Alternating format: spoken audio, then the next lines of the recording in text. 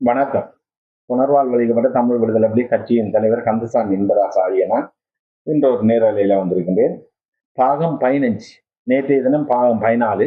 எங்களோட போராட்ட வரலாற்றில் நாங்கள் கற்றுக்கொண்ட பாடங்களும் பட்ட கஷ்டங்களையும் ஒவ்வொரு மாவீரர்களும் ஒவ்வொரு போராளிகளும் எஞ்சியுள்ள போராளிகளும் இவ்வாறு தான் கஷ்டப்பட்டு இன்றைக்கு தப்பி இருக்கின்றார்கள். எல்லா போராளிகளும் அதே மாதிரி மாவீரர்களும் இவ்வாறு கஷ்டப்பட்டு தான் இன்றைக்கு வீரச்சாவு அடைஞ்சிருக்கின்றார்கள். அந்த வரலாறு இன்னைக்கு 17 வருஷம் யுத்தம் முடிஞ்சும் 30 வருஷ போராட்டத்துல யாருமே எங்களோட போராட்ட வரலாறு வெளிப்படையாக சொல்றதுக்கு முன்பாறாங்கள் இல்லை.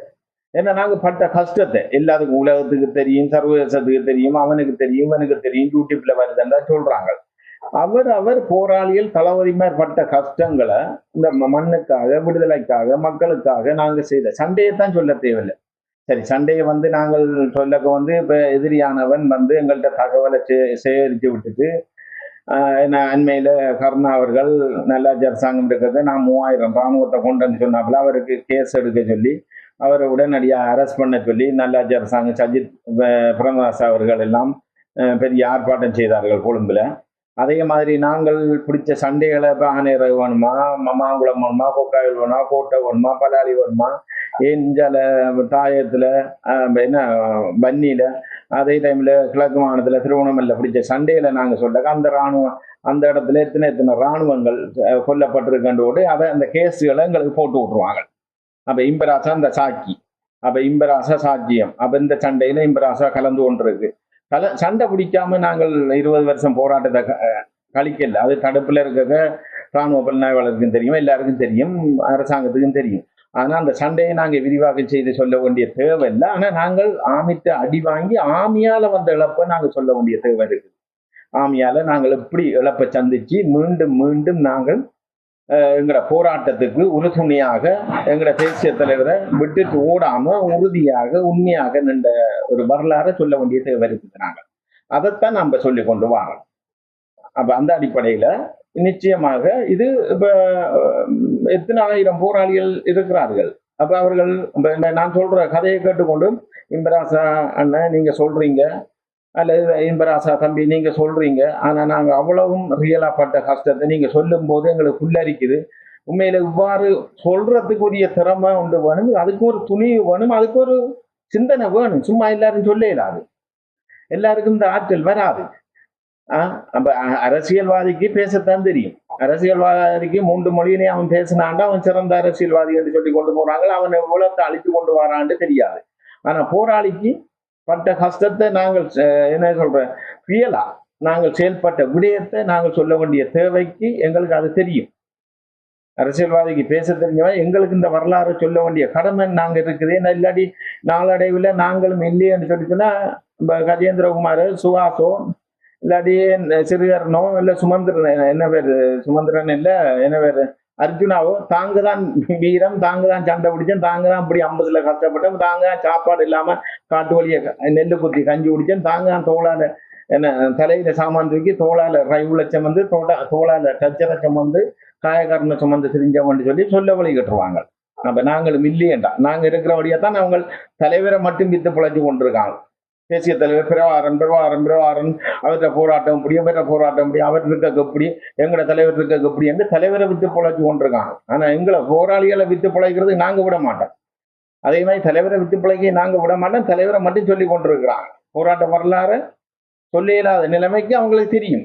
இது சொல்லிடலாம், இந்த தேடல்ல பார்த்து சொல்லிடலாம். நான் சொல்ற விஷயம் தேடல்ல இல்லை, நாங்க கற்றுக்கொண்ட பாடம், நாங்க நேரடியாக கண்ட அனுபவம், எங்களுக்கு நேரடியாக நடந்த சம்பவம் இராணுவத்தால. அதுல இருந்து நாங்க எப்படி எங்களை பாதுகாப்பு கொண்டோம், நாங்க எப்படி தப்புனோம், இன்றைக்கு எப்படி இருக்கிறோம் நாங்கள் என்ற விடயத்தை தான் நாம் வரலாறா சொல்லி கொண்டு வரோம். எனவே அன்பான மக்களே, இது பாகம் 15. இந்த பாகத்துல அப்ப இந்த நேற்றைய விடயம் நான் சொன்ன 15வது பாகத்துல நான் சொல்ல வர விடயம் என்றால், நாங்க அந்த கஞ்சி குடிச்சு கொண்டிருக்கிற நேரத்துல அது வைரவர் கோயில் திடல், எல்லாரும் வெள்ளம் முடிஞ்சா அதுல மட்டும்தான் திடல் இருக்கு. அதுல ஒரு 500 பேர்ல 1000 பேர்ல 2000 பேரும் இருக்கக்கூடிய ஒரு புட்டி, அது பெரிய ஒரு புட்டி. அப்ப அதுலதான் நாங்கள் இருக்கிறோம். அதுல இருந்து நாங்கள் ரமேசன் டீம் வருதண்டோனி நெல்லை குத்தி அவங்களுக்கு கஞ்சி காய்ச்சி, அப்ப நாங்க கொஞ்சம் கூட நெல்லை குத்த துவங்கிட்டோம் கையால. அப்ப குத்தி கஞ்சி காய்ச்சி கொஞ்சம் ஆரம்பத்துல நாங்க என்ன சொல்றது ஜீன்ஸை கலட்டி போட்டு சுழி ஓடினாலும் கண்டுபிடிக்கல அரிசி கஞ்சில. ஆனா புறவு கொஞ்சம் கூட குத்த துவங்கி கொஞ்சம் எக்ஸ்பீரியன்ஸ் வந்துட்டு எங்களுக்கு உலகையில் பிடிச்சி குத்துறது, இனி குத்துறதுல ரியலா வந்துட்டு எல்லாம் வந்தோடனே ஓரளவு இப்ப கஞ்சி வந்து புக்கமாய் சமைக்கிற அளவுக்கு குத்த துவங்கிட்டோம் நாங்க. அப்ப அரிசிகள் கொஞ்சம் கூட அப்ப குத்தி, அப்ப ரமேஷன் டீம் ஒரு 150 200 பேர் வந்தவங்க. அவங்களும் கொஞ்சம் எடுத்துட்டு கொஞ்சம் பாலிகள்ல எடுத்துட்டு போனவங்க அடுத்த நாள். அப்ப போனாப்புல அந்த டீம் வந்து எங்கள் டீம் வந்து, அப்ப நாங்க அந்த கஞ்சி குடிச்சு எல்லாம் இதெல்லாம் வரலாறு, இது தேசிய தலைவர் சொன்ன வரலாறு இருக்கு. அது இந்த சம்பவத்துல அதை நான் இந்த இது முடிய இடையில சொல்றேன். அப்ப என்னன்னு சொன்னா, ரமேஷன் டீம் வந்துட்டு நான் ஒரு 10 மணி காலையில ஒரு 10 மணி இருக்கும், அவங்களுக்கும் கஞ்சி காய்ச்சி நாங்கள் விடிய நேரத்துக்கு கிளம்பி எல்லாம் கொடுத்து நாங்களும் கஞ்சியை காய்ச்சி குடிச்சிட்டு அப்ப எல்லா இடம் இருக்கா. அப்ப ஆமி இறங்கிட்டான் தானே, ஒரு இடம் சாமான் எடுக்க போயிடாது. அப்ப எங்களுக்கு எங்க அடி விழும், எப்ப அடி விழும், எங்க அம்பஸ் விழும் என்று தெரியாத மாதிரி இருக்கிறோம். இருக்க அந்த தோணியாண்ட மடு ரமேசன் டீமுக்குள்ள ஆமி உள்ளுக்குள்ள, அப்ப அவங்க இருந்த இதுக்குள்ள இறங்கிட்டான் ஆமி. அப்ப ரமேசன் டீம் 3000 பேருக்கிட்டவங்க மட்டம் வர டீம். அப்ப கர்ணா வன்னியில நிக்குது. அவன்டா நல்ல மாட்டு பசியில இருந்தவங்க மட்டம் வர டீம் பசியில் இருந்தவங்கள்ட்ட போய் மாட்டுப்பட்ட எப்படி இருக்கும், கட்டசி வெறுத்த சண்டை. ஆமி ஏன் மாட்டுப்பட்டன்ற மாதிரி இருந்துங்க சண்டை ஏண்டா இவங்களும் கஞ்சி கொண்டு போய் எல்லாம் கொண்டு நாங்களும் பேஸ்ல நிக்கிறோம். ஒரு 11 இருக்கும் சண்டை துவங்கிடுச்சு. என்னண்டா சண்டை எப்படி துவங்குனா, ஆமி வந்து இயக்கம் இருந்த இடத்த சுத்தி வளைச்சு ஒரு டீமுக்கு அடிச்சது ஆமி. அப்ப ஒரு டீம் 3000 பேர் 100 பேர் அங்க எங்க இருந்தவங்க 3000 பேர் சும்மா விளையாட்டா 3000 பேரையும் எண்ணி போட்டு பாருங்க. இந்த கடைசியில 2 கிலோமீட்டர்ல நிற்பாங்க, 10 மீட்டர் இடைவெளி விட்டாலும் கூடத்தான் பேர் 3000 பேர் நிக்கிறேன். அதே மாதிரி 3000 பேர் ஒரு குறிப்பிட்ட இடத்துல நிக்கிறா இவ்வளவு இடத்தை பிடிச்சு நிற்பாங்க. கிட்டத்தட்ட ஒரு 4 ஏக்கர் தானம் பிடிச்சு நிக்கணும் அந்த காட்டுக்குள்ள.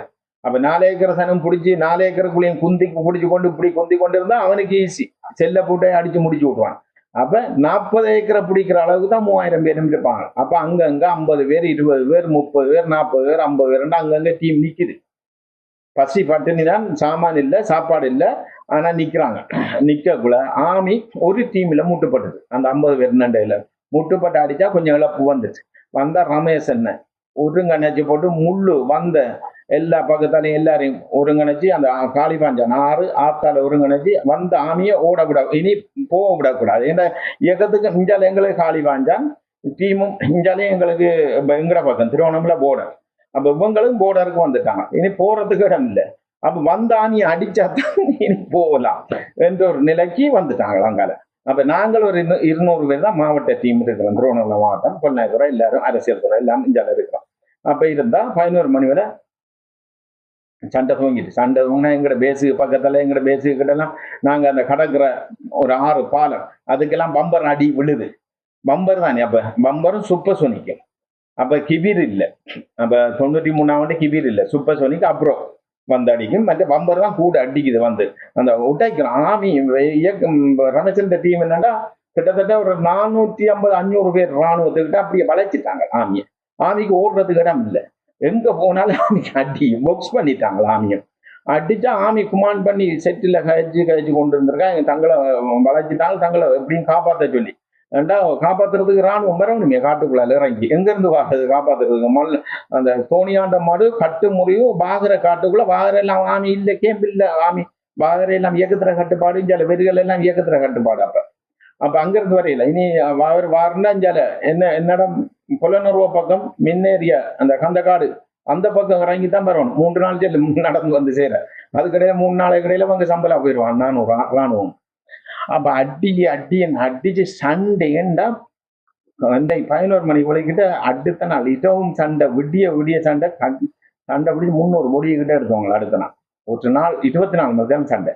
ஆமிட்ட பொடி 300 பேருக்கிட்ட இருந்த ஆமிட்ட வந்த சாப்பாடை தான் ரமேசன்யாக்கள் உறவு சாப்பிட்டு ஆமிட்ட கிட்பேக் முழுக்க கென்ரோஸும் சீஸும் பிஸ்கெட்டும் பேரிச்சம்பழமும் அப்ப எங்களுக்கும் கொடுத்து அனுப்பியிருந்தவங்க பிஸ்கெட் சாமான். அப்ப வந்த டீம்கிட்ட ஒரு 25-30 பேர்கிட்ட கொஞ்சம் கென்ரோஸ் பிஸ்கெட்டுகள் கொடுத்து அனுப்பியிருந்தோம். ஆமிட்ட எடுத்த இனி ஆமிட்ட வந்த 400 பேர்கிட்ட வந்த ரை உள்கள் ஏகேஎல் அப்ப பிகேல மினி என்ன ஜிபிஎம் ஜிபிஏ கிளம்பி ரவுண்ட்ஸ் எல்லாம் அப்படியே கைப்பற்றிட்டான். அப்போ கிட்டத்தட்ட இயக்கத்திலேயும் ஒரு 80 பேருக்கு மேலே கூட தான் பெருமை நினைக்கிறேன். ஆனால் நான் 350-400 பேருக்கிட்ட வந்த ராணுவம் அப்படி அதில் கொஞ்சம் தான் தப்பி போனோம். அந்த வம்பர் அடிச்சு மற்ற எல்லாம் போக்ஸ் பண்ணி முழு போட்டியும் எடுத்து எரிச்சவங்க ரமேசன் டீம் அடிச்சு. அப்போ அடித்தா பிறகு இந்த டீம் எங்கட ரமேசன் டீமில் கொஞ்சம் பேர் திரும்பி இங்கே எங்கட இடத்துக்கு வந்தது அடுத்த நாள் பின்னேறம். அப்போ வந்தால் முதல் நாள் சண்டை, அடுத்த நாள் பின்னேறம் வந்தால் அப்போ எல்லாரும் வந்து நின்றோன்னு பேஸில் ஒரு 150-200 பேர்கிட்ட வந்தவங்க ரமேசன் டீம். அப்போ எங்கள்கிட்ட எல்லாரும் 400-500 பேர் நாங்கள் நிற்கிறோம். அப்போ அரிசி சமையல் சாப்பாடு இல்லை, ஏரியாக்குள்ளே போகல, திரும்பியும் கஞ்சி தான். கஞ்சி ஒரு என்ன சொல்கிறது, அந்த பொங்கல் மாதிரி புறவு வந்துட்டு கொஞ்சம் அப்போ சமைச்சு சாப்பிட்டு கொண்டு இருக்கிறோம். அப்போ இதை வீடியோ எடுத்து அன்னைக்கு அனுப்பின இடத்துல இங்கே அண்ணன் அங்கேருந்து அங்கே சொல்லியிருக்கிற ஒரு கட்டத்தில் அப்போ அந்த வரலாறு இப்போ என்னன்னு சொன்னால் எங்களுக்கு குணமண்ணியாத மாவட்ட தளபதியால் சொல்லப்பட்டபடியும் அதே மாதிரி மல்லாத்தில் எப்படி சொல்லியிருக்கிறாருன்னா வன்னியில் இன்னைக்கு வடமாகாணத்தில் போராளிகளுக்கு ஏறினா வாகனம், இறங்கினா வாகனம், சண்டைக்கு வாகனம், சாப்பாட்டுக்கு வாகனம், காயப்பட்ட வாகனம், எல்லாத்துக்கும் வாகனம். அதுதான் அண்ணன் குமரனாக்களுக்கு பாலராஜன் இவங்களுக்கு வானுவராங்களுக்கு அண்ணன் சொன்ன வசனம் மல்லாது. அப்போ இன்றைக்கு வந்து வடமாகாணத்தில் வந்து அது வன்னி நிலப்பிறப்பு கூட உங்களுக்கு சண்டைக்கு போறதுனாலும் வாகனத்தில் ஏற்றி கொண்டு விடணும், காயப்பட்டாலும் வாகனத்தில் ஏற்றி வரணும், சாப்பாடும் வாகனத்தில் வரும் அந்த ஸ்போர்ட்டுக்கு. அப்போ உங்களுக்கு சப்ளையும் அந்த ஸ்போர்ட்டுக்கு வாகனத்தில் வரும். ஆனால் இன்றைக்கு கிழக்கு மாகாண போராளிகள் பாடுற பாட்டை பாருங்கட்டு எங்களோட வீடியோ எடுத்து அந்த சண்டைக்கு போன டீமுக்கு அந்த காட்டினாராம். ஒரு 1000-1500 பேருக்கு காட்டினார். அந்த பாருங்க, கையால் நெல்லு குத்தி கஞ்சி குடிக்கிறாங்க பாருங்க. அவங்களுக்கு காயப்பட்டாலும் அவங்க தான் தூக்கணும், சண்டைக்கு போறனாலும் கால்நடையாக நடந்தான் போகணும், என்ன சாமான் எடுக்க போறனாலும் கால்நடையாக நடந்தான் போகணும். சண்டைக்கு போகக்குள்ள தாங்கள் சுட்டு கொண்டு வர அந்த ரொட்டியை தான் சாப்பிட்டுட்டு அடுத்த நாள் வரும் வரைக்கும் திரும்பி வரணும். சப்ளே இல்லை, ரவுண்ட்ஸும் முடிஞ்சாலும் தாங்கள் கொண்டு வர ரவுண்ட்ஸை தங்களுக்கு ஏற்ற மாதிரி பாதுகாப்புக்கு வச்சுட்டு சண்டை பிடிச்சி மீண்டு வரணும். எல்லா ரீதியிலையும் கிழக்கு மாகாண போராளிகள் படுற கஷ்டத்தை பாருங்க. கடைசியா கையால் நெல்லு குத்தி கஞ்சி குடிக்கிறான். உங்களுக்கு என்ன கஷ்டம் தெரியுமா? அண்ணன் சுட்டி காட்டினாராம் அங்க அங்க என்ன வன்னி வடமாகாண போராளிகளுக்கு என்று சொல்லி எங்களுக்கு குணமண்ட மாவட்ட தளபதி இப்படி அண்ணன் எங்களை பெருமையா சொல்லி இப்படி இதண்டிருக்க. உண்மையில அப்படியே கிழக்கு மாகாணத்துல நிச்சயமாக இந்த கருணான்றவன் ஒருவன் இந்த பிரிவினையை கொண்டு வந்து 6000 போராளி கிழக்கு மாகாணத்தில் இல்லை, மட்டம்பாறையில தான். திருவோணமலை போராளிகள் ஒன்றும் செய்யலை, அது அப்படியே வன்னிக்குள்ளான்னுட்டது. திருவோணமலையில இருந்தால் போர்டர், பெருகல்ல இருந்தால் நாங்கள் சொர்ணம் டீம் நாங்கள் இறங்கி அந்த அவ்வளோதையும் பிடிச்சி எடுத்தது. அதெல்லாம் புது போராளிகள், பழைய போராளி எல்லாம் வன்னிக்கு வந்துச்சு.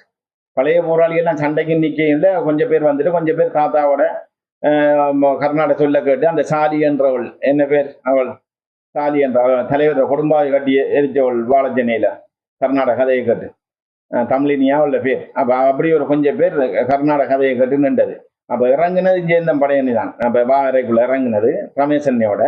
அப்போ இறங்கித்தான் அதில் கொஞ்சம் முருகல் நிலை வந்து கொஞ்சம் பிரச்சனை நடந்தது. மற்ற முழுக்க திருவண்ணாமலை தான், மூதூர் தான் போர்டர் வெறிகள். அப்போ நாங்கள் நிற்கிறோம் வெறிகல்ல.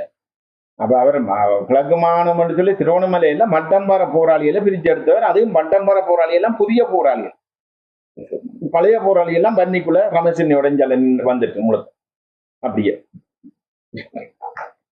சொல்லிக்கொண்டு உண்மையிலே இந்த பாகம் 15 உண்மையில இவ்வாறு நிலைமையில கஷ்டப்பட்டு தான் நாங்கள் ஒரு போராட்டத்தை இன்றைக்கு உலகத்துக்கு எங்களோட வரலாறையும் எங்களோட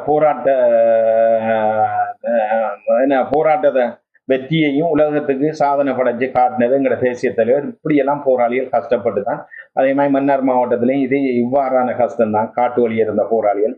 அதே மாதிரி காட்டுல வன்னி மாவட்டத்திலையும் அன்பண்ணையோட இருந்த காட்டுல இருந்த போராளிகளுக்கும் இவ்வாறான கஷ்டம்தான். தலையான சாமாந்துக்கு நீ அம்புசும் அடிபாடும் இது நம்ம ஏரியாக்குள்ள பிறகு என்ன முல்லைத்தீவு கேம்படிச்சது அப்புறம் ஃபுல்லா வன்னி மாவட்டம் எங்கட ஃபுல் கட்டுப்பாட்டுக்கு வந்தது. ஆனா அதுக்கு முதல் மல்லாறு காடெல்லாம் ஃபுல்லா இயக்கம் தான். எல்லா இடமும் அங்கால என்ன இடம் சிலவந்தி தியேட்டர் பக்கத்தால இராணுவம் இறங்கி தலையெல்லாம் வெட்டி கொண்டு போற வரலாறு இருக்கு. அம்புசும் இது மற்ற ஒரு குறிப்பிட்ட இதுக்கு வாகனம் போகாது, மற்ற தலையாதான் சாமான் தூக்குற அம்புஸ் எல்லாம் அப்படித்தான் எங்களை வடகிழக்குல இருக்கிற போராளிகள் கஷ்டப்பட்டு இப்படி வந்து அதுலயும் கிழக்குமான போராளிகள் பெரும் இராணுவம் இறங்கினா வெள்ளம் வந்துடும், காடெல்லாம் தண்ணி பிடிச்சதுன்னா பெரும் கஷ்டம், சாப்பாட்டுக்கு கூட கஷ்டம். அப்படி கஷ்டப்பட்டு தான் உறுதியாக இறுதி வரைக்கும் நின்று வந்த போராளிகள் தான் நாங்கள். இன்னைக்கு வந்து என்ன கடைசி யுத்தம் நடந்து முள்ளிவாய்க்கல்ல எங்களுக்கு என்ற ஒரு தலைமை நின்று இன்றைக்கு தேசிய தலைவர் விட்ரோ பண்ணி கிழக்கு பக்கமோ அல்லது காட்டுக்குள்ளேயே புதுக்குடியிருப்பு இருக்க புதுமாத்தலன் முள்ளியாவள இல்லை புதுக்குடியிருப்பு இருக்க ஒரு கட்டம் விட்ரோ பண்ணி பின்னுக்கு நகர்ந்து அந்த ஒரு பொக்ஸுக்கு முதல் தலைவர் போயிருந்தா தலைவரோட நாங்களும் போயிருப்போம். 1000 2000 போராளிகள் நாங்கள் போயிருப்போம். இன்றைக்கு எங்கேயே சிங்கள பிரதேசம் வரைக்கும் பின்னோக்கி போயிருப்போம். போய் அப்படியே அம்பாறை காடு சில வவுனியாவுக்கு மேல் காடுகள் மேல் மாகாண காட்டுகளுக்கு நாங்கள் போய் இறங்கியிருப்போம். பிறகு இன்றைக்கும் அதுக்கு அப்புறம் அடுத்த நகர்வு நடந்துதான் இருக்கும். இந்த 17 வருஷம் இடைவெளி வந்திருக்காது. எங்களுக்கு ஒரு தீர்வு திட்டம் வந்திருக்கும் சர்வதேசத்தால, ஏன்னா புலிகளை அழிக்க இயலாதுன்னு சொல்லி அப்புறம் எல்லா நாடும் உதவி செய்த நாடெல்லாம் பின்வாங்கி இருக்கும். நிச்சயமாக அப்படி ஒரு சம்பவம் நடந்ததுன்னா நான் காட்டி கொடுப்பும் கூட்டி கொடுப்பும் துரோகங்களும் இருந்தபடியா முள்ளிவாய்க்காலுக்குள்ள ஒரு முற்றுகை ஆயிட்டு. ஆனால் தலைவருக்கும் இது தெரியும். இந்த போராட்டத்தை முள்ளிவாய்க்காலுக்குள்ள கொண்டு முடக்கணும், முடக்கிட்டு தான் அடுத்த நகர்வை எடுக்கணும். இதோட ஒரு முற்றுப்புள்ளி ஒன்று வச்சுட்டு அடுத்த நகர்வு ஒரு குறிப்பிட்ட இடைவெளிக்கு பிறகுதான் வருமன்றதை தலைவர் ஏற்கனவே சிந்திச்சு தான் அந்த முள்ளிவாய்க்கால்ல இந்த திட்டத்தை மே 18 முடக்குனது, முற்றுப்புள்ளி வச்சது தலைவர் தான் முற்றுப்புள்ளி வச்சது. அதை விட்டு அரசாங்கம் வந்து வெற்றி விழா கொண்டாடி தாங்கள் பிடிச்சிட்டோம்ட்டு தலைவர் தான் முற்றுப்புள்ளி வச்சுட்டு அவருக்கு தெரியும் அடுத்தது இந்த 17 வருஷங்கள் இடைவெளிக்கு பிறகு என்னென்ன நடக்கும் இனி வார காலத்துல. ஆயுத போராட்டம் தான் இல்லாட்டியும் அரசியல் ரீதியான ஒரு போராட்டம் விடுதலை புலிகள் சார்பாக புலம்பெயர்ந்த தேசத்திலிருந்து அது ஒரு புற்றுயிர் பெற்று நிச்சயமாக தமிழ் மக்களுக்கான ஒரு தீர்வு திட்டத்தை முன்னோக்கி அந்த அரசியல் நடவடிக்கை செயல்பட்டு வரும். நிச்சயமாக புலம்பெயர்ந்த தேச மக்களாலே எல்லாராலே அங்க இருக்கிற அமைப்புகள் எல்லாராலையும் சேர்ந்து அந்த ஒற்றுமையோட வந்தா தான் எங்களுக்கு ஒரு தமிழ் மக்களுக்கு ஒரு தீர்வு திட்டம் வந்தா தான் நாங்கள் இங்க நிம்மதியா இருக்கலாம். அல்லது நாங்கள் இப்படி மாற்றானுக்கு அடிமைப்பட்டு இந்தியா இன்றைக்கு வந்து இந்தியா செய்கிற வேலை கொஞ்சம் வேலை இல்லை. இன்றைக்கு என்ன சென்னையில போய் இறங்குற விமான நிலையத்துல இறங்குற அத்தனை பேரையும் வந்து கேட்காத கேள்வியெல்லாம் தமிழன்கிட்ட கேட்குறாங்க. ஆனா அங்க இருக்கிற சொல்றாங்க தெலுங்கர் மலையாளி என்று சொல்றாங்க. அவங்கதான் இந்த இந்தியா ரோவா இருந்தோன்னு தமிழை தெரிஞ்சு கொண்டே தமிழ் பெண்களிடம் தேவையில்லாத நீ எல்லாம் எல்டிடியை வளர்த்தனியா எல்டிடியை வந்துட்டு அப்படி இப்படின்ற அண்மையில கூட ஒரு சம்பவம் நடந்திருக்கு. வெளிநாட்டுல இருந்து வந்த ஆக்கள்கிட்ட நீங்க எல்டிடிக்கு உதவி செய்தாண்டு. எல்டிடி தான் இல்லை, 17 வருஷம் முடிஞ்சு இல்லாத ஒரு இயக்கத்தை இப்ப கூட கேட்கிற அளவுக்கு சென்னை விமான நிலையத்துல விமான அந்த இராணுவ அதிகாரிமே அந்த விமான நிலையத்தில் இருக்கிற சோதனை அதிகாரி மாதிரி கேட்டு அவங்கள தடுத்து வச்சு அவங்களுக்கு அச்சுறுத்தல் கொடுக்குற நிலைமையில தான் சென்னையில இருக்கிறாங்க. அப்ப இன்றைக்கும் இல்லாத ஒரு இயக்கத்தை எல்டிடின்னு சொல்லி செயல்படுத்துறாங்க இந்தியா. அப்ப இந்தியாவோட நோக்கம் என்ன? இந்தியா என்னத்தை நினைச்சு கொண்டிருக்கு? இந்தியா தானே எங்களுக்கு ஒரு சாவக்கரு. எங்கட இனத்துக்கு கர்ணா என்ன கர்ணா புள்ளியான் டக்ளஸை விட எங்கட இனத்துக்கு முதுகுல குத்துறது வந்து இந்தியா. அப்ப இந்த இந்தியாவோட தானே புலம்பெயர்ந்த தேசத்துல இருக்கிற அமைப்புகள், தாயத்துல இருக்கிற அமைப்புகள், அரசியல்வாதி மாதிரி முழு பெரும் போய் கைகோர்த்து கொண்டு நிக்கிறீங்க. இந்தியா மாமனா மச்சானா உங்களுக்கு யாரு? இந்தியான்னு சொல்லி தமிழ்நாட்டு மக்களை சொல்லல, இந்திய அரசு இவங்களை சொல்றோம். இவங்க யாரு எங்களுக்கு? இந்தியா ரோக்காரன் யாரு? அப்ப அவங்களோட போய்தான் நீங்க கைகோர்த்து கொண்டுறீங்க. அவங்களா தீர்மானிக்கிறோம். எங்கட முடிவை தலைவர் சொன்ன மாதிரி நாங்க தான் அடிச்சு தீர்வு எடுக்கணும்.